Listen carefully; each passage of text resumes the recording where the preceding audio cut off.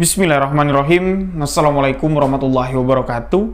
Kembali lagi bersama saya, Ryu Wijaya, di sebuah kisah misteri.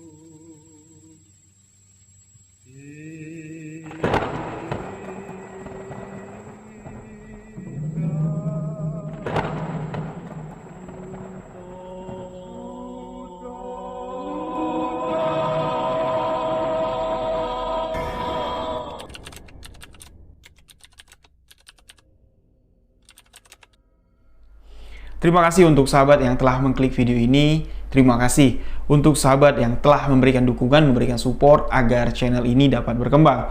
Untuk sahabat yang baru bergabung, baru mendengarkan kisah misteri yang saya ceritakan, sahabat boleh mengklik tombol subscribe, aktifkan notifikasi loncengnya, dan jangan lupa bagikan setiap video sebuah kisah misteri ke akun sosial media sahabat-sahabat semua. Follow akun Instagram saya di Ryu.Wijaya91, ikutin juga akun TikTok di sebuah kisah misteri official. Untuk sahabat misteri yang memiliki cerita, sahabat boleh kirimkan cerita ke alamat email sebuah kisah misteri@gmail.com. Dan untuk sahabat-sahabat yang ada di Jambi dan sekitarnya, kalau punya cerita misteri ingin dibagikan secara langsung, sahabat boleh datang ke studio sebuah kisah misteri. Sahabat bisa DM ke Instagram saya atau email, minta alamat lengkap, datangan sahabat-sahabat. Saya tunggu di studio sebuah kisah misteri. Dan kisah yang akan saya bawakan kali ini sebenarnya akan diceritakan langsung oleh narasumber. Beliau sudah datang jauh-jauh dari Bangko ke Jambi untuk menceritakan kejadian misteri yang baru saja terjadi dialami oleh narasumber ini.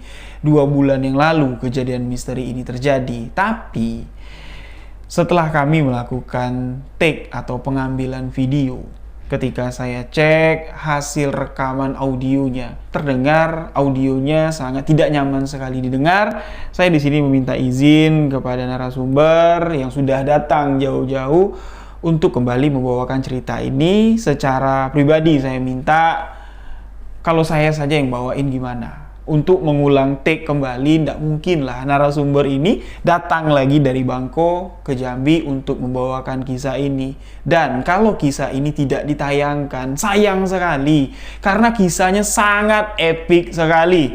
Bahkan ketika saya tawarin nih narasumbernya, gimana nih, mau ndak kita take ulang? Ya, kapan kita atur waktu lagi take ulang, karena cerita ini sangat keren lah menurut saya.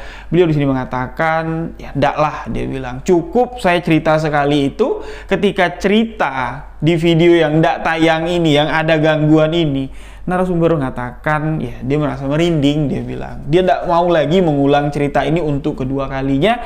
Dia di sini merasa kalau gangguan ini ada kaitannya dengan cerita yang beliau bawakan. Penasaran sahabat-sahabat dengan kisah apa yang akan saya sajikan di video kali ini? Simak hanya di sebuah kisah misteri.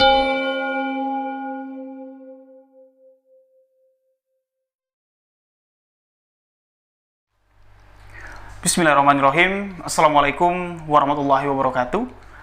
Kembali lagi bersama saya. Dari ketentraman batin, saya pindah ke daerah yang agak jauh dari kampung. Saya nggak teringat saya ini posisi saya di mana. Om Ahmad Joharen. Mungkin sahabat-sahabat yang telah mengikuti channel ini dari lama, sahabat udah tidak asing lagi dengan Om Ahmad Joharen, karena beliau sudah membagikan beberapa cerita misteri yang sudah saya upload di beberapa waktu yang lalu. Tapi cerita-cerita yang sudah diupload dari Om Ahmad Joharen ini merupakan kejadian di masa lampau yang sudah lama sekali terjadi. Waktu Om Ahmad Joharen di pesantren, waktu Om Ahmad Joharen masih bujangan, beliau banyak mengalami kejadian misteri karena suka sekali dengan hal-hal yang berbau mistis. Namun kejadian yang diceritakan Om Juaren kemarin ini merupakan kejadian yang baru saja terjadi sekitar 2 bulan yang lalu. Beliau di sini menceritakan kepada saya kalau dia sekarang, Om Juaren ini udah ndak tinggal di desa tempat saya pernah datang main berkunjung ke kampung Om Juaren yang ada di Bangko. Om ndak tinggal di rumah itu lagi. Sekarang tempat tinggal Om jauh lagi dari rumah yang lama. Ini jaraknya sekitar 5 km. Masuk lagi ke dalam pelosok, masuk lagi ke dalam hutan tepatnya. Om Juaren ini tinggal di bawah kaki bukit. Yang mana di sekitaran tempat tinggal Om Ahmad Juaren ini sepi sekali. Bahkan cuma ada 3 rumah. Jalan atau akses ke tempat tinggal Om Ahmad Juaren sekarang ini jalannya masih jalan tanah kuning, belum pengaspalan, belum masuk ke sana. Di sana cuma terdapat 3 buah rumah. Satu rumah di pinggir jalan, rumah Om Ahmad Juaren agak masuk ke dalam sekitar 100 meter lah dari jalan aspal, dan satu lagi rumah yang paling ujung itu adalah sebuah pondok pesantren. Cuman itulah bangunan atau rumah di tempat tersebut. Kalau malam Om Juaren bilang ini sepi sekali. Palingan batas jam 9, setengah 10 itu udah ndak terdengar lagi ada aktivitas di pondok pesantren yang santrinya lumayan banyak. Om Juaren bilang itu sudah tidak terdengar lagi. Malam-malam di sana itu sepi sekali. Hanya suara jangkrik lah yang memecah keheningan malam di tempat tersebut. Ditambah lagi, karena rumah yang ditempati Om Juaren ini terdapat banyak pohon-pohon rindang masih di sana.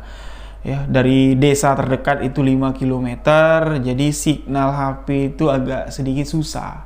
Kalau mau internetan, mau WhatsApp, atau mau lihat-lihat Instagram atau Facebook, ini mesti keluar dulu ke pinggir jalan. Yang mana kalau malam sudah dikatakan Om Juaren ini sepi sekali. Nggak ada aktivitas di pinggir jalan, motor, mobil, lalu lalang itu nggak ada. Karena ya kalau lurus lagi dari tempat tinggal Om Juaren itu perkebunan warga. Yang ada di atas bukit itu semuanya perkebunan, masih banyak pohon-pohon besar. Kalau malam itu dipastikan tidak ada aktivitas yang dilakukan orang di atas sana. Ditambah lagi di sini Om Ahmad Juaren lahir di desa tersebut. Beliau di sini tahu selak-beluk di daerah tersebut. Tahulah Om Ahmad Juaren ini tempat tinggalnya sekarang itu dikenal oleh warga setempat, tempat yang cukup angker. Kepindahan Om Ahmad Juaren dari desanya menuju ke tempat yang baru ini mendapatkan tentangan lah dari keluarga-keluarga Om Juaren. Mereka mengatakan, "Jan, untuk apa kamu pindah ke sana, tinggal sendirian lagi di tempat itu? Apa kamu tidak betah apa di rumah sini?" Om Juaren di sini cuma mengatakan, "Ya betah lah di sini, tapi aku pengen ya enak di sana, agak tenang," dia bilang. "Aku pengen di sana aja lah. Toh juga kan kalau siang aku kan bolak-balik, kerjaanku kan di sini. Ndak aku tinggalin juga kok kerjaan aku di sini." Keluarga Om Juaren ini khawatir karena dia tinggal sendirian di sana. Nanti kalau ada kejadian yang ndak diinginkan terjadi, malam-malam ada hal, siapa yang mau bantu kamu di sana, Jang? Rumah-rumah yang ada di sana kan jauh, pondok pesantren jauh dari tempat tinggal kamu. Orang-orang yang ada di sana sepi kalau malam. Kalau ada hal apa-apa, siapa yang mau bantu kamu?" Tapi Om Juaren di sini ya memiliki keyakinan lah kalau ndak bakal terjadi sesuatu kalau ndak melakukan sesuatu pula. Yang ditakutkan oleh keluarga Om Juaren ini bukan ada hal yang aneh-aneh seperti perampokan atau apa, ndak, tapi gangguan-gangguan dari sosok makhluk astral yang ada di sekitaran tempat tersebut. Konon katanya tempat itu ada sebuah perkampungan gaib di atas bukit sana, tempat tinggal Om Ahmad Juaren sekarang. Makhluk-makhluk gaib yang ada di sana sering menampakkan diri, sering mengganggu warga yang ada di sekitaran tempat tersebut. Makanya sampai sekarang, sampai di tahun 2023, tempat itu masih sepi sekali. Jarang ada orang yang mau bangun rumah, mau tinggal di tempat tersebut. Tapi dengan keyakinan yang kuat, apa yang dikatakan oleh keluarga Om Juaren tidak mengurungkan niatnya untuk pindah ke tempat tersebut. Ketika Om Juaren sudah menempati rumah yang ada di desa terpencil, seorang diri dengan situasi keadaan lingkungan yang sangat sepi sekali dari permukiman warga, Om Ahmad Juaren merasa dia mendapatkan ketenangan yang sangat luar biasa sekali. Walaupun signal HP di tempat tersebut susah mau internetan, Om Juaren bilang itu tidak jadi permasalahan lah bagi Om Juaren. Yang mana Om Juaren ini kan profesinya sebagai jasa pemasangan instalasi listrik.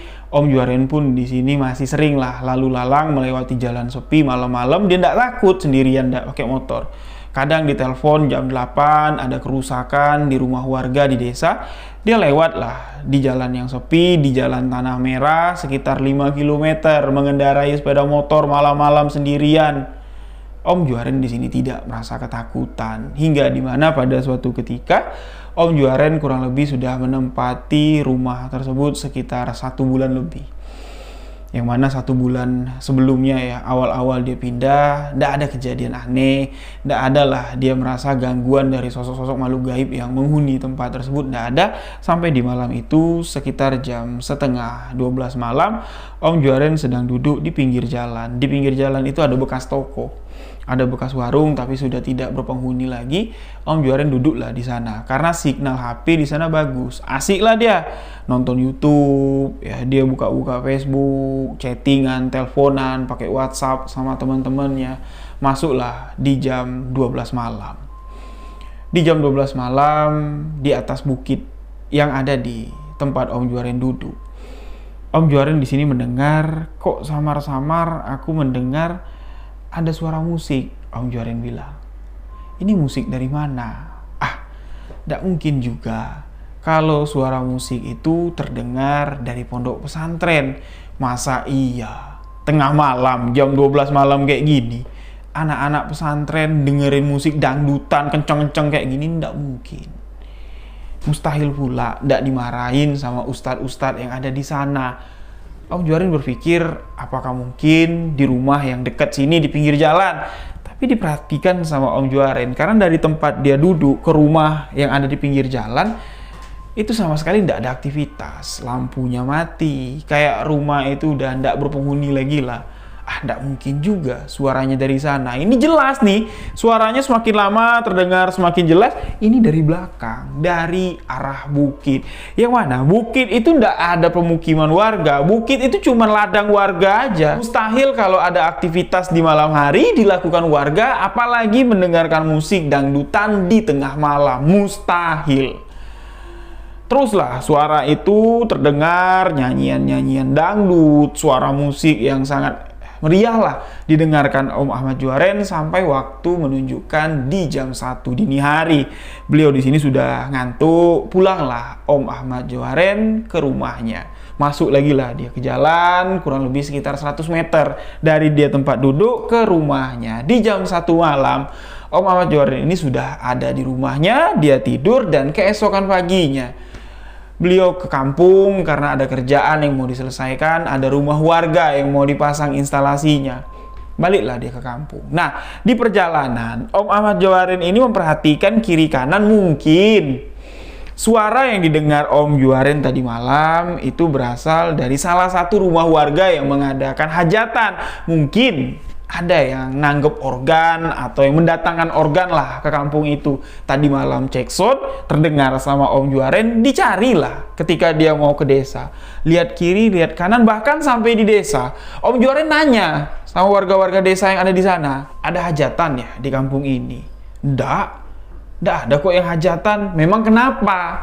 Om Juaren di sini tidak menceritakan kalau tadi malam beliau mendengarkan suara organ karena di kampung tempat tinggal Om Juaren, ini adat istiadatnya masih kental sekali.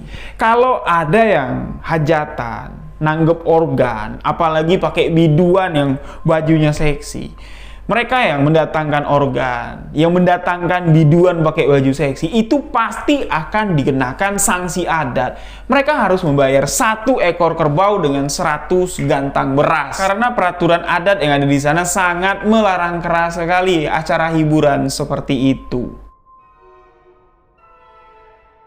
Setelah Om Juaren mengetahui kalau di desa itu tidak ada yang hajatan, toh juga kalau ada hajatan di desa tersebut tidak mungkin juga. Kalau ada organ, suaranya terdengar sampai ke tempat tinggal Om Juaren yang baru, itu mustahil sekali. Tapi karena penasaran aja, Om Juaren ini menanyakan ada acara ndak di sini. Lantas setelah kerjaan dari Om Juaren, masang instalasi rumah orang itu di hari itu selesai, ya Om Juaren pulang lah. Sekitar jam 4 sore, Om Juaren ini pulang.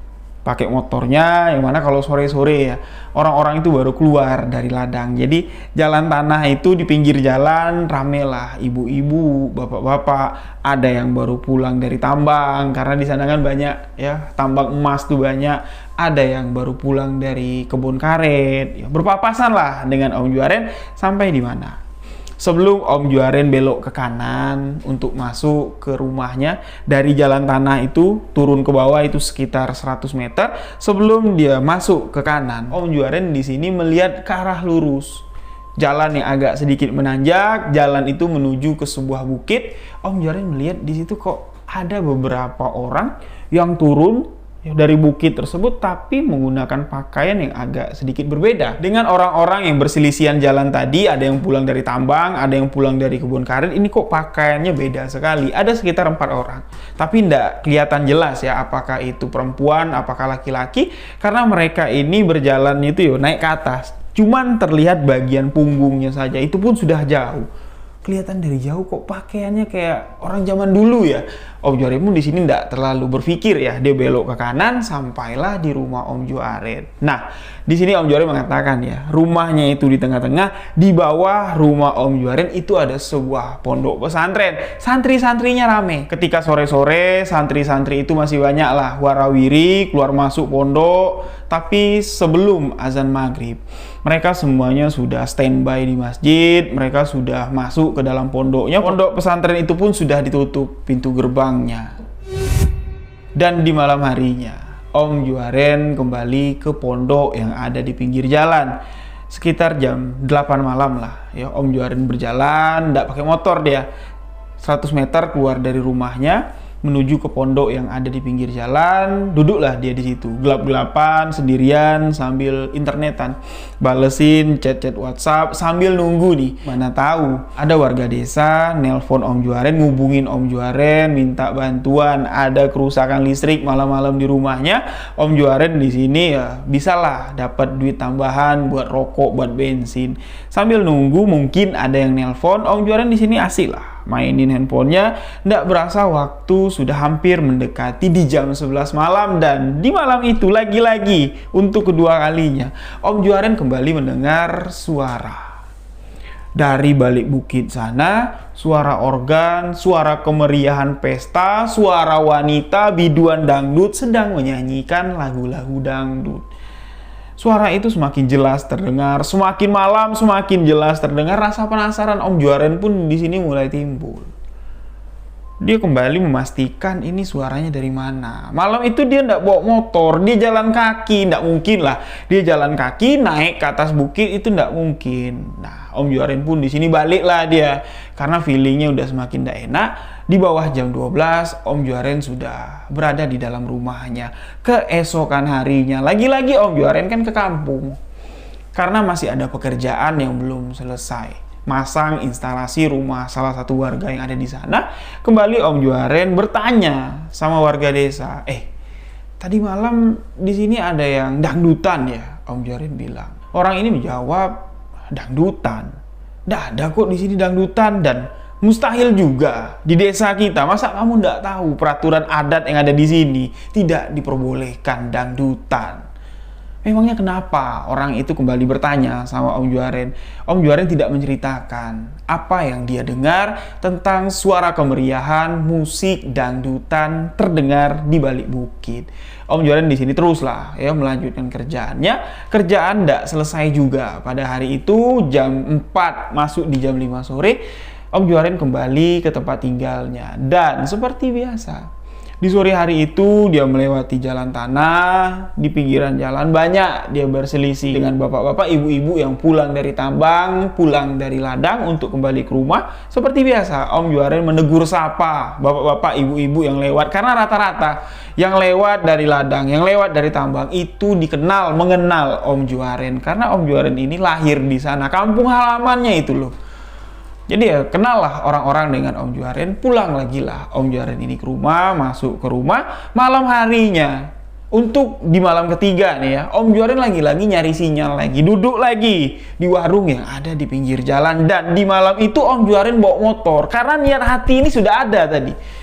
Dari rumah selesai Isya, duduk ke depan nyari sinyal. Suntuk juga di sini Om Juaren bilang. Tapi aku bawa motor nih, takutnya nanti ada suara dangdutan lagi. Om Juaren sudah 2 hari nih penasaran, dia ingin mencari sumber suara di mana.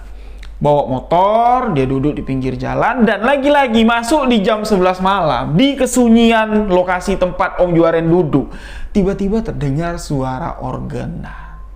Suara itu semakin terdengar jelas, suara itu semakin terdengar meriah, seakan-akan ya mengajak Om Juaren untuk cari sumber suara di mana acara organ itu berlangsung.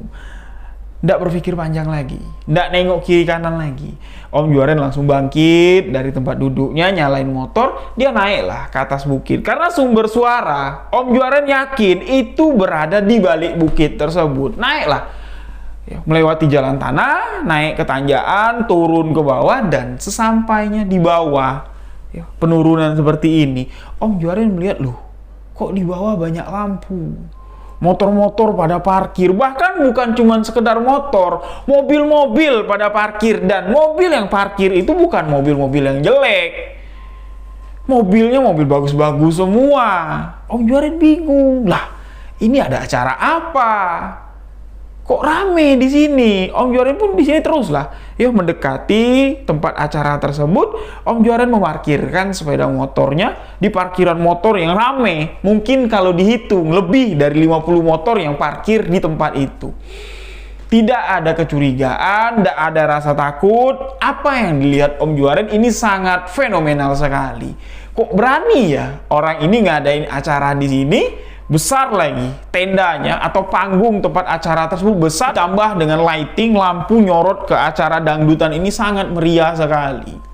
Om Juaren memarkirkan motornya. Om Juaren mencoba untuk mendekati panggung dangdutan tersebut, mencoba mendekati keramaian di malam itu. Baru beberapa langkah Om Juaren meninggalkan sepeda motornya di parkiran. Tiba-tiba dari kerumunan orang-orang yang ramai ini, Om Juaren dihampiri oleh seorang laki-laki tua. Usianya kurang lebih sekitar 60 masuk 65 tahun lah. Dengan pakaian yang sangat sederhana sekali, laki-laki tua itu menyapa Om Juaren dengan panggilan Jang atau Bujang. Jang, kok kamu baru datang ke sini? Kami di sini sudah lama loh menunggu kamu. Masa iya, di malam terakhir, di malam ketiga acara pesta ini kamu baru datang. Kami sudah mengharapkan kalau kamu datang lebih awal. Di hari pertama acara pesta ini diselenggarakan. Om Juaren pun di sini bingung. Dia tidak mengenal laki-laki tua tersebut dan tidak ngerti apa yang dikatakan oleh laki-laki ini. Mengharapkan kedatangan saya lebih awal, acara ini sudah berlangsung selama 3 hari. Om Juaren di sini dipegang tangannya, dituntunlah untuk melewati keramaian orang-orang yang sedang joget, sedang menikmati musik dangdut pada malam itu. Om Juaren terus dibawa melewati orang yang ramai ini, sampailah Om Juaren ini di belakang panggung atau di belakang pentas dangdut tersebut. Di situ ada meja. Om Juaren dipersilahkan duduk. Tidak lama Om Juaren duduk. Dia di sini disuguhi dengan makanan yang banyak sekali, dan yang mengantarkan makanan tersebut adalah seorang wanita muda, seorang wanita yang terlihat cantik sekali paras wajahnya. Dan Om Juaren lagi-lagi tidak mengenali wanita cantik, wanita muda itu siapa.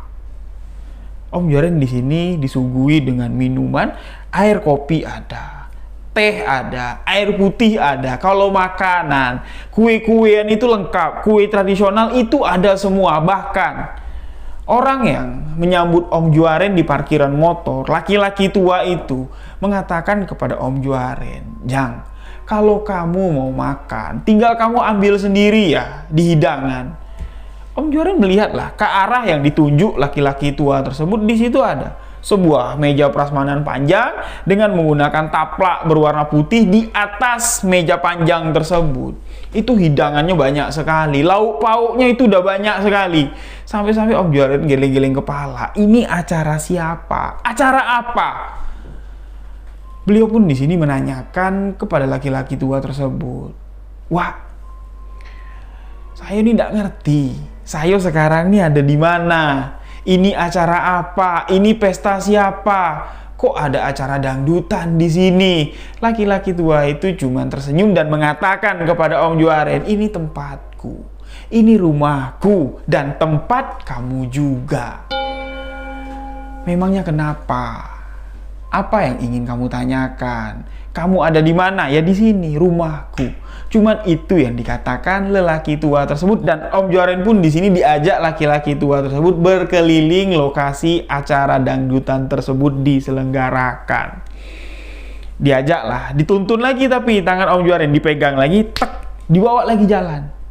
Om Juaren ngikut lah, tangannya dipegang ya, dituntun kayak gini, jalan lah. Mutarin panggung tersebut. Om Juaren melihat kalau pentas panggung tersebut itu dibuat dari rijing atau dibuat dari besi-besi ya, kayak acara konser seperti itu. Dan sound systemnya ini tidak main-main. Om Ahmad Juaren ini kan dia 10 tahun dia di Malaysia ya, di Batam pun dia pernah. Kalau diskotik atau tempat hiburan malam seringlah dulu didatangin sama Om Juaren. Nah, ukurannya kayak gitulah. Sound system yang ada di acara dangdutan pada malam itu besarnya sama dengan sound system yang ada di diskotik-diskotik.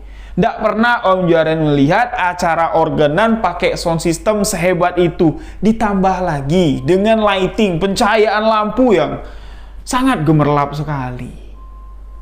Om Juaren cuma dapat memperhatikan, ini acaranya besar sekali. Jangan-jangan perlengkapan acara dangdutan ini mulai dari pentas, mulai dari sound system, mulai dari organnya, mulai dari pemainnya, ini didatangkan dari kota Jambi atau dari luar kota Jambi. Cuman itu yang terbesit di pikiran Om Juaren ketika melihat ya, kemeriahan acara pentas dangdut pada malam itu. Dan keanehan di sini dilihat sama Om Juaren, orang-orang yang ada di sana ini loh, orang-orang yang asik menikmati hiburan dangdut ini sama sekali tidak menghiraukan kehadiran Om Juaren. Dan tangan laki-laki tua tersebut ini tidak pernah dilepas, sedetik pun tidak pernah dilepas oleh laki-laki tua tersebut memegang erat tangan Om Juaren. Orang-orang yang joget ya, ketika Om Juaren lewat, ini seakan-akan orang itu tidak sadar kalau Om Juaren ada di sekitaran mereka. Mereka asik lah joget tanpa peduli Om Juaren lewat di depan mereka. Selesai Om Juaren mengelilingi tempat acara tersebut, Om Juaren di sini disuruh melihat ke arah sisi sebelah kanan. Ada sebuah pentas lagi yang dihias atau didekorasi layaknya seperti pelaminan pengantin. Laki-laki tua yang memegang tangan Om Juaren mengatakan, "Jang, kalau kamu datang di hari pertama, di hari kedua, kamu dapat bertemu dengan anakku yang baru menikah kemarin." Barulah Om Juaren di sini tahu kalau hiburan yang meriah di malam itu ini untuk merayakan pernikahan anak dari si lelaki tua tersebut. Selesai melihat pelaminan pengantin tersebut, Om Juaren kembali diajak duduk di atas meja yang ada di belakang panggung. Lagi-lagi di sini suguhan makanan datang lagi, sedangkan makanan yang disuguhkan di awal ini belum dimakan sama Om Juaren. Suguhan yang kedua yang datang ini lebih menggoda, lebih menggiurkan lagi. Ada ayam bakar yang utuh ada, kepala kambing yang digulai ada. Bahkan potongan daging kambing guling pun dibawakan untuk disajikan kepada Om Juaren. Tapi di sini tidak tahu kenapa Om Juaren pada malam itu padahal dari rumah dia sama sekali belum makan loh. Tapi tidak tahu kenapa sesampainya di sana Om Juaren ini sama sekali tidak bernafsu untuk makan makanan yang dilihat dengan mata itu lezat-lezat. Bahkan di sini si lelaki tua itu beberapa kali menyuruh Om Juaren untuk memakan apa yang sudah disajikan, meminum apa yang sudah disajikan di atas meja. Jangan makan, minum, nikmatin apa yang ada di sini, makanlah. Ini semuanya untuk kamu. Kamu itu tamuku. Kamu sudah lama aku harapkan datang ke sini. Tapi tidak tahu kenapa Om Juaren di sini tidak berselera makan. Beliau mengatakan kepada laki-laki tua tersebut, "Mau kasih, Wak. Wak sudah menyuguhkan makanan yang enak-enak seperti ini. Tapi aku kenyang, Wak. Belum selera makan. Nantilah. Kalau mau nanti aku makan. Kalau haus nanti aku minum." Ya sudah. Si orang tua ini bilang, "Kalau lapar nanti kamu makan, kalau haus nanti kamu minum. Wak tinggal dulu sebentar ya. Tamu-tamu Wak masih banyak yang datang." Om Juaren pun di sini sempat bertanya, "Tamu-tamu dari mana saja, Wak, yang datang ke acara ini?" Si Wak itu sambil berdiri dari tempat duduknya mengatakan kepada Om Juaren, "Dari seluruh penjuru Jambi. Dari seluruh penjuru Jambi aku undang untuk menghadiri acara terakhir pada malam ini." Dan si lelaki tua tersebut berpesan kepada Om Juaren, "Jang, kamu duduk baik-baik di sini. Wak tinggal dulu. Kamu jangan tinggalkan tempat ini. Tunggu Wak. Wak sebentar cuman." Seakan-akan menegaskan, menekankan kepada Om Juaren jangan bergerak dari tempat duduknya. Om Juaren pun di sini manut lah. Karena yang mengatakan hal seperti itu tuan rumah, ditambah lagi orang yang sudah sepuh, beliau pun di sini menuruti perintah dari laki-laki tua tersebut. Ditinggallah Om Juaren sendirian. Padahal di sini kaki Om Juaren ini gatal sekali, mau meninggalkan kursi itu melihat cewek-cewek cantik seliweran di acara tersebut. Wanita-wanitanya cantik-cantik sekali. Kulitnya putih-putih, rambutnya ikal panjang. Tidak pernah Om Juaren bertemu dengan wanita-wanita cantik itu di desa atau di pasar yang ada di tempat Om Juaren.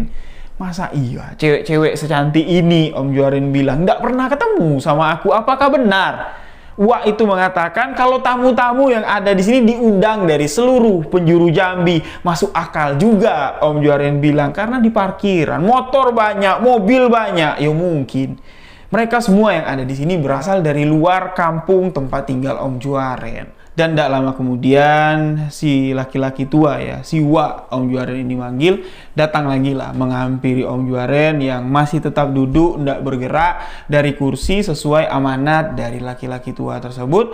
Om Juaren pun di sini mengatakan kepada lelaki tua itu, "Wak, aku izin ya, pamit mau pulang. Mataku sudah ngantuk sekali." Lelaki tua itu mengatakan kepada Om Juaren, "Nantilah, Jang. Ngapain juga kamu cepat-cepat pulang?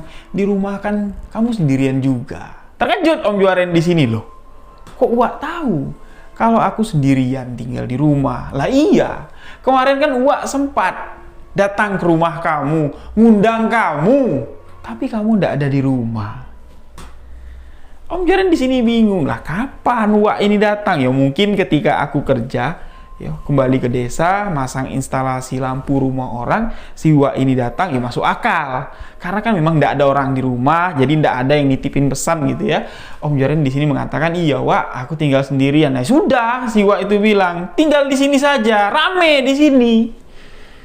Ngapain pulang? Nantilah pulang, makan dulu. Kamu belum makan." "Ndak ah Wak, aku ngantuk, besok aku mau kerja." "Ya udah, kalau kamu mau pulang, biar Wak antar." Diantar lagi lah sama si Wak ini melewati orang-orang yang ramai yang sedang menikmati musik dangdut, yang sambil joget-joget.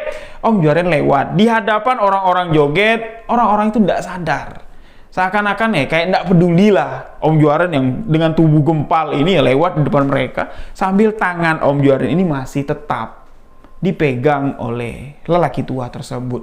Dihantarkanlah Om Juaren ini sampai ke sepeda motornya. Om Juaren naik motor berpamitan untuk pulang dengan si Wak tersebut. Namun sebelum Om Juaren benar-benar meninggalkan tempat tersebut, lagi-lagi di sini laki-laki tua itu mengatakan kepada Om Juaren, "Jang, yakin kamu mau pulang ke rumah sendirian? Nggak mau tinggal di sini, rame-ramean di sini?" Om Juaren lagi-lagi di sini menegaskan, "Nggak, Wak. Aku mau pulang. Besok aku masih punya tanggung jawab. Aku masih punya pekerjaan yang harus aku selesaikan." Om Juaren pun di sini berpamitan pulang, meninggalkan tempat tersebut. Kurang lebih sekitar 500 meter lah. Om Juaren meninggalkan tempat tersebut, mengendarai sepeda motornya. Azan subuh pun berkumandang. Kaget di sini Om Juaren, Masya Allah. Perasaan aku ndak sampai sejam 2 jam lah aku di lokasi acara tadi. Loh kok tiba-tiba azan subuh? Om Juaren bilang, wajar lah kalau aku merasa ngantuk. Om Juaren pun di sini berhenti di pinggir jalan, pengen lihat jam. Ya, ternyata setelah handphonenya dikeluarin dari kantong, HP baterainya itu sudah low bed. Ndak ada baterai lagi, handphonenya ndak bisa hidup. Om Juaren kembali melanjutkan perjalanan, sampailah Om Juaren ke kediamannya. Masuklah Om Juaren, dia mandi, sholat subuh.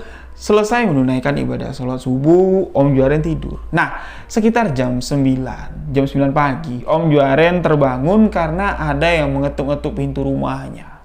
"Assalamualaikum, Jang! Jang! Hei, Jang!" Om Juaren terbangun, keluar dari rumahnya, ngebuka pintu. Ternyata yang datang ngetuk-ngetuk pintu di jam 9 itu adalah orang yang masih ada urusan dengan Om Juaren, yang rumahnya dikerjakan oleh Om Juaren, pemasangan instalasinya dipegang sama Om Juaren, datang menemui Om Juaren, nyusulin ke rumah Om Juaren dengan mengatakan, "Hei, kamu aku tungguin 2 hari nggak datang-datang ke rumahku. Tega kamu. Kerjaan kamu udah kamu selesain, kamu udah ngilang." Om Juaren yang baru bangun tidur, dia bengong, bingung. Loh, 2 hari nggak muncul-muncul. Kok kamu datang ke sini marah-marah? Kapan pula aku 2 hari nggak datang ke rumah kamu? Baru kemarin sore aku pulang dari rumahmu. Ini baru pagi. Jam berapa sekarang? Jam 9, Om Juaren bilang. Masa iya 2 hari aku nggak datang ke sana? Om Juaren yang nggak tahu apa-apa ya dengan kejadian yang barusan dialami, ini dijelaskan lah sama orang yang datang marah-marah ini, mengatakan, "Kamu itu ngilang, Jang. 2 hari kamu tuh nggak ada di sini. Aku susulin ke sini di hari pertama kamu ngilang. Motormu nggak ada. Datang lagi aku kemarin, motormu juga nggak ada. Aku tanya sama orang kiri kanan, orang pesantren. Aku tanya, ngelihat nggak si Bujang? Nggak ada," kata orang pesantren. "Kamu kemana? Sampai bingung aku nyari kamu kemana. Ditelepon, handphonemu nggak bisa ditelepon." Om Juaren pun di sini bingung ya dengan apa yang terjadi. Beliau pun di sini bertanya sama laki-laki tersebut, "Kamu tidak bohong kan? Kalau aku ngilang 2 hari?" "Masuklah dulu," Om Juaren bilang. Masuklah ke rumah Om Juaren. Dia minta izin, "Aku mandi dulu ya. Aku baru bangun tidur nih, badanku penat sekali. Aku baru pulang subuh tadi." Mandilah Om Juaren, selesai mandi, duduklah di ruang tamu, menceritakan kejadian yang barusan dialami Om Juaren tadi malam kepada orang tersebut. Ketika Om Juaren menceritakan hal tersebut, terlihat orang yang mendengarkan penuturan dari Om Juaren ini, dia merasa ketakutan. Om Juaren pun di sini merasa merinding ketika menceritakan itu. Nggak tahu, tiba-tiba set gitu. Kayak ada yang lewat lah gitu. Hawanya terasa sekali, bikin bulu roma merinding. Om Juaren di sini berdetak hatinya. Apa yang diceritakan Om Juaren ini adalah sebuah kejadian yang di luar akal sehat kita, dan orang yang mendengarkan cerita Om Juaren mengerti dengan kedudukan permasalahan yang barusan dialami oleh Om Juaren. Orang ini berdiri mengajak Om Juaren, "Ya udahlah yuk, ikut aku yuk ke rumahku aja lah. Kita cerita masalah ini di rumahku aja, jangan di sini. Ya kalau bisa kamu bawalah pakaianmu, jangan balik ke sini dulu." "Memangnya kenapa?" Om Juaren bilang. Nanti biar pamanku yang menceritakan duduk permasalahan kamu ini apa. kamu ini ngilang selama 2 hari. Aku tahu kamu ngilang selama 2 hari ini kemana, tapi aku nggak mau cerita di sini. Yuk, Om Juaren dipaksa untuk membawa bajunya, untuk pindah sementara ke desa, ke kampung kelahiran Om Juaren yang jaraknya dari rumah sekarang itu 5 km. Om Juaren pulanglah ke kampungnya, bertemu dengan si paman dari orang yang rumahnya dipasang instalasi sama Om Juaren. Si paman ini yang namanya tidak mau disebutkan. Beliau adalah seorang tokoh agama. Beliau di sini juga pernah mengalami kejadian mistis, kejadian misteri di lokasi tempat acara dangdutan itu diadakan. Om Juaren di sini semakin penasaran dengan apa yang sebenarnya terjadi. Diceritakan kembali urutan kejadian yang dialami Om Juaren. Si paman ini cuma mendengarkan sambil memetik tasbihnya. Dan selesai Om Juaren menceritakan kejadian tersebut, si paman ini cuma tersenyum mengatakan Alhamdulillah. Siapa yang tidak bingung? Om Juaren yang sudah ketakutan, berpikir yang aneh-aneh dengan kejadian yang barusan dialami. Loh, kok si paman ini mengucapkan Alhamdulillah? Om Juaren bertanya, kok Alhamdulillah jawabannya? Si paman mengatakan, syukurilah, Alhamdulillah wa syukurilah. Itulah jawaban yang tepat dengan apa yang barusan kamu alamin, Jang. Bersyukur kamu dengan Allah. Syukuri. Kalau kamu masih bisa pulang ke dusun, pulang ke desa, yang mana biasanya orang yang mengalami kejadian serupa dengan kamu itu dapat dipastikan tidak akan bisa pulang ke rumah lagi. Lesu, Om Juaren bilang, seakan-akan darahnya itu turun semua. Mendengar orang yang mengalami kejadian serupa dengan Om Juaren, dipastikan ini tidak bakal bisa pulang ke rumah lagi. Memangnya kenapa? Om Juaren bilang. Paman mengatakan, kamu tahu kamu pergi kemana? Kamu ngilang kemana yang kamu bilang sebentar? Ternyata 2 hari kamu itu masuk ke alam gaib. Masuk ke desa gaib Bukit Temenit. Kamu tahu Bukit Temenit? Kamu tahu alam gaib yang ada di sana? Kamu tahu sosok yang kamu lihat itu bukan manusia, Jang? Itu adalah sosok penghuni desa gaib. Om Juaren di sini menceritakan kejadian ini sambil merinding-merinding. Dia bilang, bahkan saya pun merinding di sini. Yang mana Bukit Temenit ini memang memiliki sejarah atau memiliki kejadian mistis di masa lalu. Ini banyak menelan korban.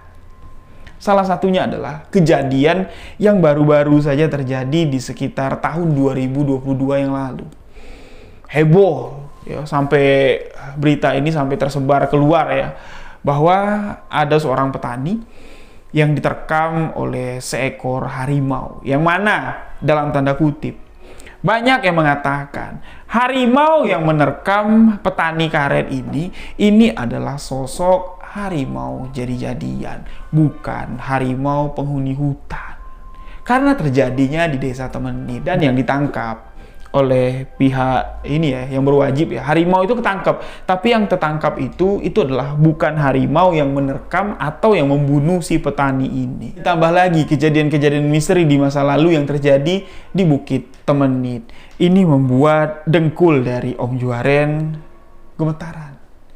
Yang tadinya beliau tidak percaya dengan apa yang dikatakan oleh keluarganya, kalau di tempat tinggal kamu yang baru itu banyak penghuni gaibnya. Om Juaren di sini memiliki keyakinan dengan kajian yang dipelajarinya bahwa dua sisi dari kehidupan di dunia ini memang benar-benar menyatu. Tapi kalau kita saling menghargai, kalau kita saling tidak mengganggu, ya kita tidak bakal diganggu. Keyakinan tersebut goyah dengan kejadian yang langsung dialami oleh Om Juaren. Paman mengatakan kepada Om Juaren, Jang, kamu boleh bersyukur, kamu boleh sujud syukur sekarang atas kuasa, atas sesuatu lah yang telah Allah berikan perlindungan kepada kamu. Kalau saja pada saat itu hati kamu, diri kamu dipenuhi dengan hawa nafsu, mungkin kamu sudah tidak dapat kembali lagi, tidak dapat ketemu lagi dengan paman. Sedikit saja kamu meminum minuman yang katamu disajikan. Sedikit saja kamu mencicipi masakan atau makanan yang disajikan untuk kamu. Atau kamu berinteraksi dengan wanita-wanita cantik yang kamu lihat. Mungkin kamu tidak bakal bisa balik lagi ke desa ini. Dipastikan kamu akan menjadi penghuni gaib yang ada di Bukit Temenit. Karena acara tersebut diselenggarakan, acara tersebut diadakan oleh sosok makhluk gaib yang sengaja mengundang seluruh makhluk gaib yang ada di Jambi untuk menghadiri acara tersebut. Acara apa itu? Pertanyaan dari Om Juaren. Di sini si Paman tidak mau menceritakan apa tujuan dari acara tersebut. Om Juaren cuma dipesankan satu. Kalau bisa, lain kali kamu jangan pernah keluar sendirian lagi lewat dari jam 9 malam melewati sekitaran Bukit Temenit. Cuman itu yang dipesankan oleh si Paman. Karena setelah mendengar penjelasan dari si Paman, Om Juaren ini terlihat dari wajahnya merasa sangat ketakutan sekali. Si Paman pun sedikit menjabarkan atau menggambarkanlah apa yang ada di Bukit Temenit itu bukan sosok makhluk gaib yang bisa mencelakai kita atau sengaja mengganggu kita, tidak. Tapi alam manusia dengan alam gaib itu berbeda jauh sekali, Jang. Contohnya saja, perbedaan waktu. Kamu merasa cuma beberapa jam di sana, tapi di dunia nyata kamu sudah menghilang selama 2 hari. Wajar kalau kamu bilang badanmu penat sekali, capek sekali. Karena selama 2 hari 2 malam, kamu tidak mengkonsumsi apapun. Dan energimu itu diserap banyak sekali. Diserap oleh sosok makhluk-makhluk gaib yang ada di sana. Dan kenapa? Mungkin kamu bertanya-tanya. Makhluk-makhluk gaib yang ada di sana atau orang-orang yang sedang menikmati musik dangdut kamu katakan tadi, itu sama sekali tidak ada yang mau berinteraksi dengan kamu, seakan-akan tidak melihat kamu. Itu kenapa? Karena si penyelenggara acara atau raja dari lokasi tersebut itu memegang tanganmu ketika kamu sedikit saja melakukan kesalahan di tempat itu.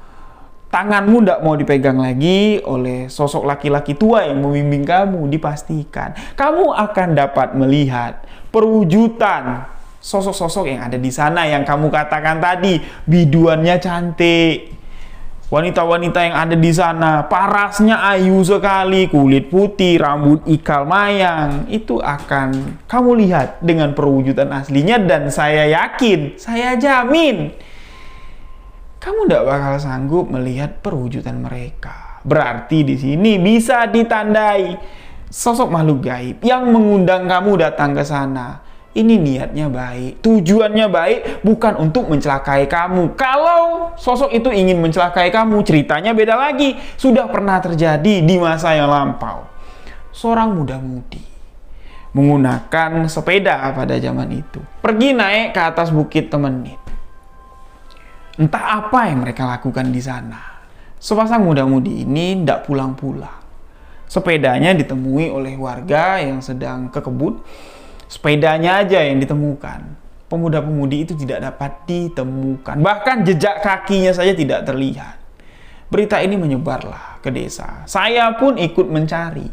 Saya pun turut, ya istilahnya ya, membantulah pencarian tersebut. Dan ketika saya membantu proses pencarian tersebutlah saya dapat melihat apa yang sebenarnya ada di Bukit Temenit. Saya melihat di tempat yang kamu ceritakan itu, saya melakukan sholat, ya, meminta kepada Allah. Saya melakukan sholat sunat.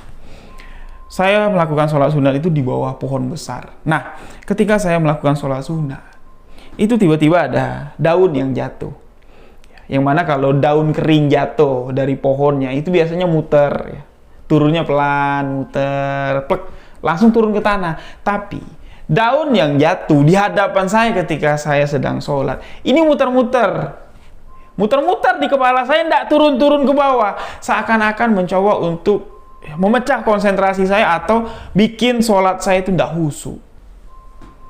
Rakaat pertama, daun itu mulai mutar, mengelilingi saya, mencoba untuk menggoda saya. Saya ruku, saya sujud, berdiri lagi, masuk rakaat kedua. Daun itu tetap muter-muter di kepala saya, tidak jatuh-jatuh. Setelah saya mengucapkan salam, barulah daun itu jatuh. Ketika daun itu jatuh, suasana yang ada di sana itu sudah berubah. Jangan. Batang-batang kayu besar yang ada di sana itu bukan batang kayu. Itu adalah rumah-rumah sosok gaib yang ada di sana. Rawa yang ada di sana itu bukan rawa, Jang. Itu layaknya seperti lautan. Yang ada di sana itu pemandangannya layaknya seperti pantai. Deru ombak yang sangat besar sekali. Bahkan jubah yang saya gunakan untuk sholat itu basah. Saking besarnya deru ombak yang ada di sana. Dan saya melihat sepasang muda-mudi itu sedang diikat di bibir pantai. Tubuh mereka dihantam oleh ombak. Naik lagi ombak ke laut. Datang lagi ombak besar. Dihantam lagi.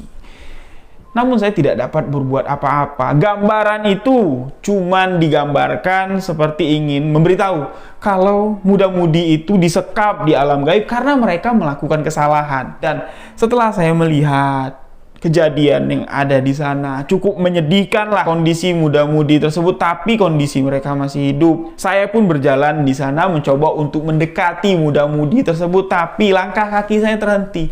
Seakan-akan saya dihalangi oleh sebuah tembok yang tak terlihat. Saya mencoba melihat ke kiri ke kanan, di sana sama sekali tidak ada makhluk, tidak ada sosok apa-apa selain muda-mudi yang terikat di bibir pantai.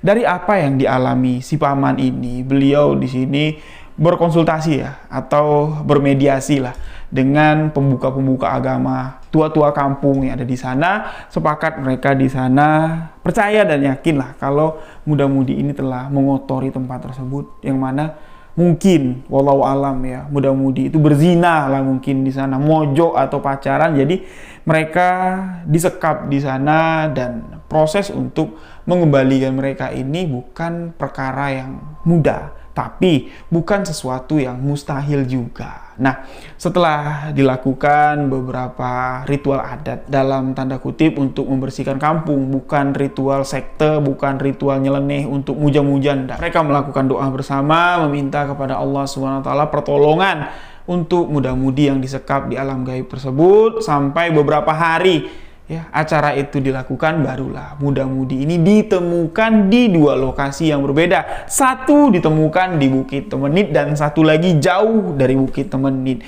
Ditemukan dalam kondisi yang sangat memprihatinkan sekali. Dengan tubuh yang kotor, layaknya seperti habis guling-gulingan di lumpur. Mereka yang ditemukan ini dalam keadaan tidak sadarkan diri. Sadarnya mereka, itu bola matanya udah kebalik. Bola hitamnya ini udah ke atas semua, yang terlihat cuman bola putihnya saja. Mereka tidak bisa ngomong, mereka sama sekali tidak mengenali seorang pun yang ada di dekat mereka.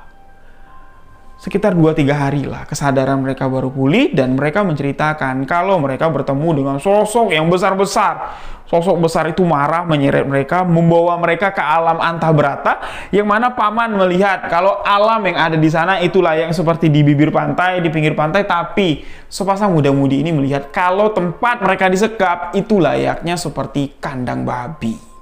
Tempat yang sangat kotor sekali. Dan si paman di sini memperingati Om Juaren, kalau kamu bertemu dengan orang-orang atau sosok asing lah, orang asing yang tidak kamu kenal, tiba-tiba terlihat di sekitaran tempat tinggal kamu, di sekitaran pondok pesantren di dekat rumah kamu. Kalau mereka meminta sesuatu, kalau mereka mengajak kamu pergi, kamu jangan mau. Kamu tolak ajakan mereka dengan lembut. Jangan kamu menolak ajakan mereka atau menolak permintaan mereka dengan membentak atau dengan nada yang tinggi. Karena sosok makhluk gaib ini lebih sensitif perasaannya dibandingkan kita. Ketika mereka merasa tersakiti, mereka akan melakukan sesuatu hal yang di luar akal sehat. Dan Om Juaren pun di sini sadar dengan apa yang sering dilihat Om Juaren ketika pulang ke tempat tinggalnya melewati jalan yang menuju ke Bukit Temenit. Sosok-sosok asing yang dilihat Om Juaren. Dan pertanyaan Om Juaren di sini, Paman, aku sering melihat santri-santri yang ada di pondok pesantren itu di jam-jam pintu gerbang sudah hampir mau ditutup, kok malah mereka keluar dari pondok pesantren itu, bukannya mereka masuk. Itu siapa, Paman? Si Paman mengatakan, pertanyaan itu kamu tanyakan langsung dengan pengurus pondok pesantren yang ada di sana. Pengurus pondok pesantren itu pasti tahu, dan insya Allah kalau kamu bilang kamu sudah nanya sama Paman, Paman nyuruh pengurus pondok pesantren itu untuk menjawab pertanyaan kamu, insya Allah akan diceritakan semuanya. Tapi kalau orang lain yang bertanya, insya Allah tidak bakal dijawab, karena mereka tidak mau sembarangan menceritakan apa yang ingin kamu ketahui. Si Paman mengatakan kepada Om Juaren, lebih baik 1-2 hari ini kamu jangan pulang ke sana dulu, nanti aku buatkan air mandian biar energi negatif yang masih ada, masih melekat di tubuh kamu itu bisa hilang. Karena kalau energi itu masih ada, ya istilahnya hawa dari tempat, dari alam gaib itu masih melekat di tubuh kamu, sosok gaib yang ada di sana bisa gampang sekali lah berinteraksi dengan kamu. Takutnya nanti mereka kembali mendatangi kamu, mengajak kamu tidak bisa menolak ajakan mereka. Sesuatu yang tidak kita inginkan bisa terjadi kepada kamu. Saran dari Paman diikuti oleh Om Juaren. 2 hari beliau menginap di rumah keluarganya yang ada di desa tersebut. Lepas dari 2 hari barulah Om Juaren pulang ke tempat tinggalnya. Dan Om Juaren pun di sini masuk ke pondok pesantren tersebut, dan si pengurus pesantren di sini menjawab pertanyaan dari Om Juaren atas rekomendasi dari si Paman. Penasaran? Apa jawaban dari si pengurus pondok pesantren? Cerita ini akan berlanjut di part 2 karena ceritanya masih panjang sekali, dan ada sebuah kejadian yang sangat epik sekali, sahabat-sahabat, di akhir kisah ini. Makhluk gaib yang diislamkan oleh seorang ustadz, makhluk gaib yang bertobat, makhluk gaib yang menjadi sahabat seorang manusia. Saksikan terus video-video terbaru di channel Rio Wijaya, sebuah kisah misteri spesial untuk sahabat setia Rio Wijaya. Terima kasih untuk sahabat yang telah mendengarkan kisah ini. Kita lanjut di part 2.